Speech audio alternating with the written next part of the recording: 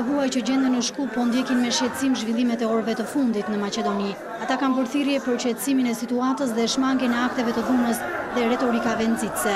Mesazhin e tyre e përcolli diplomati nga Suedia.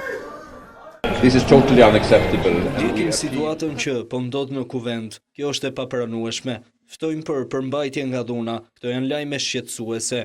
I ftojmë të gjitha palët që të përmbahen nga dhuna dhe retorika. Nuk është koha për dhunë, por për dialog. I bëjmë thirrje policisë se ka për detyrë që të ruajë rendin.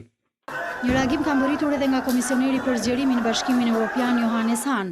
Në një postim në rrjetet sociale ai shkruan: "Dënoj me fortë sulmet ndaj deputetëve në Shkup. Dhuna nuk ka vend në parlament. Demokracia duhet të vazhdojë rrugën e saj." Edhe Ministria e Jashtme shqiptare përmes një deklarate ka dënuar skenat e dhunës ndaj deputetëve të opozitës, por ka bërë thirrje aktorëve politik të tregojnë vetëpërmbajtje, të mos përdorin retorika që po shkallëzojnë tensionet e të angazhohen maksimalisht me qetësi e gjaktësi në një dialog të qëndësishëm. Ndërsa kryeparlamentari Ilir Meta tha se stabiliteti i Maqedonisë është kyç për Ballkanin dhe se urtësia e dialogu janë vendimtare në këto momente kritike.